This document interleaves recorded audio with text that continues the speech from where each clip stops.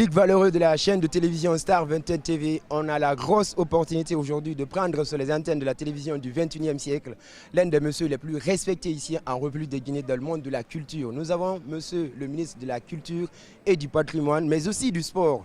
Banté Manso est avec nous. Bonsoir tonton. Bonsoir. Ouais. Moi je ne vous appelle pas ministre, je vous dis tonton parce que vous êtes un père aujourd'hui pour ces jeunes. Alors on va d'abord profiter pour vous souhaiter les meilleurs vœux de nouvel an. Et qu'est-ce que ça vous fait d'être sur cette chaîne de télévision qui aussi est venue participer à l'émancipation du monde médiatique ici en République de Guinée? D'abord, c'est une joie pour moi de découvrir cette télévision parce que nous nous sommes battus, il y a plus de 20 ans, nous nous sommes battus pour la liberté de l'expression. Nous nous sommes battus pour qu'il y ait plusieurs médias, qu'il y ait des radios, des journaux, des télévisions. Donc c'est avec beaucoup de joie aujourd'hui de savoir que il y a une nouvelle télévision qui vient agrandir l'espace médiatique de notre pays. Donc je vous souhaite bonne et heureuse année. Merci beaucoup. Que l'année 2019 soit l'année de la grandeur de cette chaîne de télévision. Merci. Mais qu'elle contribue à être proche de la jeunesse, qu'elle contribue à l'apaisement, qu'elle contribue à l'unité du peuple de Guinée. Parce que les médias, comme on le dit, c'est le quatrième pouvoir. Exactement. Sa participation, sa contribution au développement du pays est indispensable. Alors vous avez parlé des jeunes. Vous voyez, c'est rare qu'un ministre de l'État se déplace pour aller vraiment auprès des jeunes. Quel est votre intérêt finalement pour les jeunes, monsieur le ministre?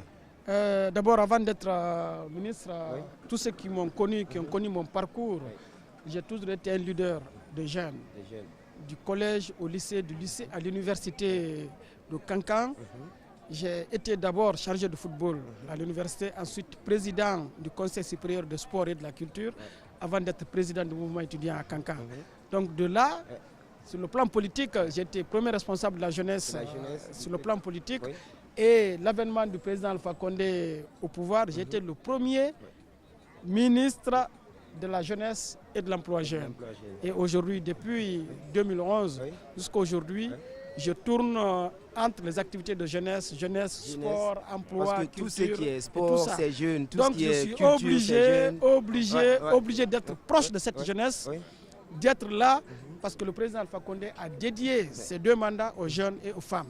Donc on ne peut pas être représentant de la jeunesse si on n'est pas proche de cette jeunesse, connaître les problèmes de cette jeunesse et ensemble voir comment trouver la solution à tous les problèmes de cette jeunesse. Alors, un parcours de titan, de combattant, il faut le rappeler. En tout cas, Kankan vous parle beaucoup. Je viens de là, je sais de quoi je parle. Public valeureux, on va continuer avec le ministre. Cette fois-ci, la question c'est de savoir, on a entendu un peu parler de la création d'une structure au sein de votre département qui va s'occuper des orchestres nationaux. J'ai suivi sur un média ici en République de Guinée. À quoi? Vous pouvez nous parler un peu de cette structure? C'est quoi? Qu'est-ce que ça va faire? Qu'est-ce que peut-être ça va apporter de plus au niveau du monde des artistes ici en République de Guinée, monsieur le ministre? D'abord, je souhaiterais que vous vous approchiez des hommes de culture de ce pays, des artistes de ce pays, pour savoir depuis ma venue les innovations apportées.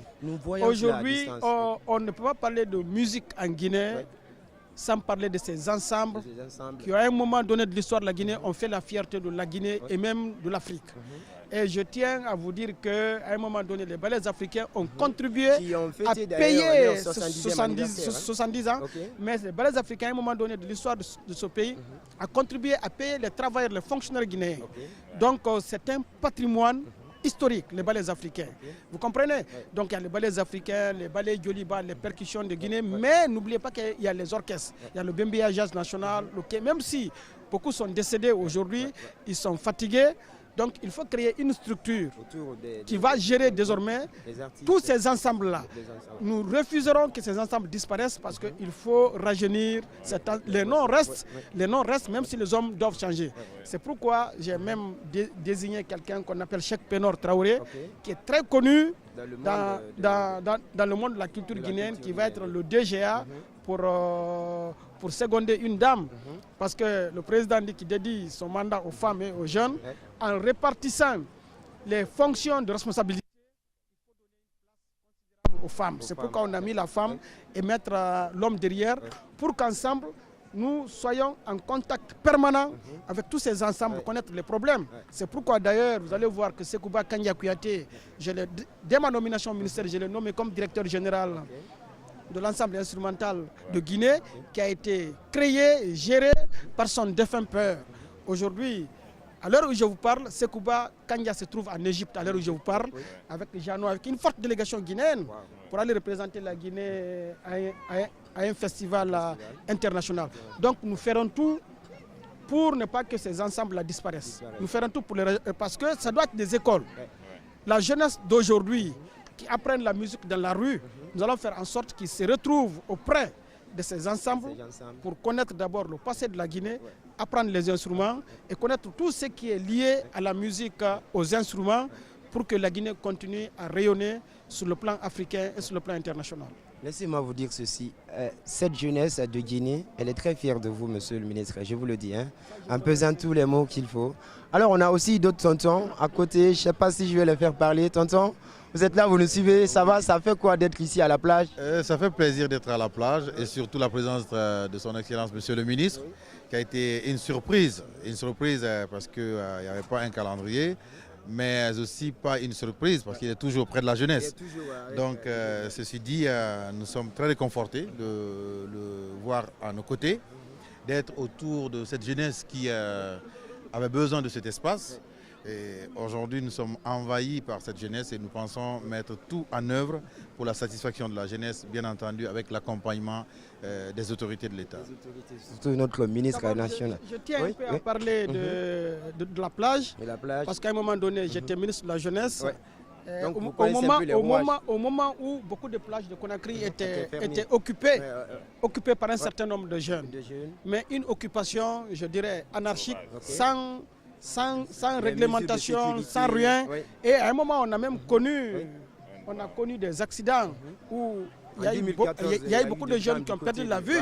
C'est en ce moment qu'on avait demandé, pour le moment, il faut fermer les plages jusqu'à ce qu'on revoie comment réorganiser, réglementer, parce que nous sommes obligés, l'État est obligé de trouver des espaces de rencontre, des espaces d'épanouissement de la jeunesse. Parce que si on ne trouve pas ces espaces, les jeunes vont se retrouver dans les maquis, ils vont se retrouver dans les rues avec des pneus, des bâtons, des gourdins et des pierres.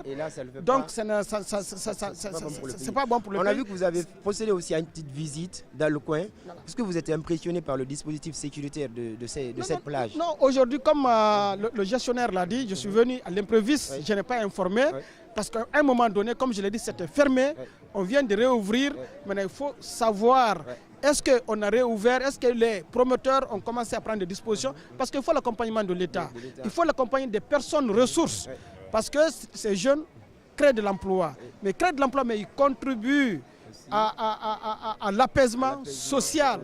Donc nous sommes venus voir tout ce qu'on peut les apporter, parce que comme je l'ai dit, il faut être proche de ces jeunes, connaître leur vision, connaître ce qu'ils veulent et voir comment les accompagner. Exactement. Donc je vais placer ça aussi, proche des jeunes, les accompagner, ces deux mots m'ont attiré. Cette chaîne de télévision, elle est très jeune, elle a aussi besoin de votre accompagnement, monsieur le ministre. Je vous rassure, ma porte au ministère des Sports et de la Culture, ma porte est grandement ouverte. J'aime dire aux gens, je ne suis pas un ministre des bureaux, je suis un ministre de la rue. Parce que c'est dans la rue, il y a la culture, il y a le sport, il y a tout ce qu'il faut. Donc le ministre qui ne vient pas au bord de la plage, qui ne vient pas dans la rue, qui ne vient pas au stade, il n'est pas un ministre des jeunes, il n'est pas un ministre de la culture et du sport. Monsieur le ministre, je ne sais pas si vous écoutez un peu le rap, mais un rappeur qui dit « tout vient de la rue ». Je pense que vous êtes d'accord avec lui à vous entendre dire cela. Oui, je suis d'accord parce qu'il faut être proche de ces jeunes. Il faut être là où ils se trouvent. S'ils se trouvent dans la rue, ils viennent dans la rue pour les écouter, pour pouvoir les contrôler. Parce qu'il faut être là pour savoir ce qu'ils font. Parce que si tu t'éloignes d'eux, tu ne pourras pas les contrôler, ils peuvent faire du n'importe quoi. Donc notre mission aujourd'hui, c'est d'encadrer cette jeunesse. Si nous sommes incapables d'encadrer cette jeunesse, mettre cette jeunesse sur la bonne voie, parce qu'elle est l'avenir de la Guinée. D'ailleurs, moi je dis, elle n'est pas seulement l'avenir, mais elle est le présent de la Guinée et l'avenir. Donc il faut être là pour savoir tout ce qu'elle fait, parce que si elle n'est pas bien éduquée, l'avenir de la Guinée est foutu et que Dieu nous en garde. Alors, monsieur le ministre, qu'est-ce que vous pouvez de plus dire à notre chaîne de télé pour dire au revoir et peut-être qu'est-ce que vous pouvez encore souhaiter à cette jeunesse en cette année 2019 sur notre chaîne de télé Star 21 TV? D'abord, je remercie cette chaîne et je la souhaite. Apprenez bien à dire son nom, Star 21 TV. Vous allez tout de suite faire une annonce pour moi, monsieur le ministre. Star 21 TV. Star 21 TV, je la souhaite très bonne chance. Merci beaucoup. Parce que la concurrence sera très rude. Elle vient de naître, elle va être dans le milieu, je la souhaite bonne chance. Merci. Et j'espère qu'elle tiendra bon la concurrence. Merci et beaucoup, elle jouera sa mission. La mission d'être proche de la jeunesse, la mission de faire la promotion de la jeunesse, mais la mission de promouvoir la paix et l'unité nationale. Donc, voilà. Bonne chance à Star TV 21. Merci beaucoup. Allez, il vous reste une chose à faire.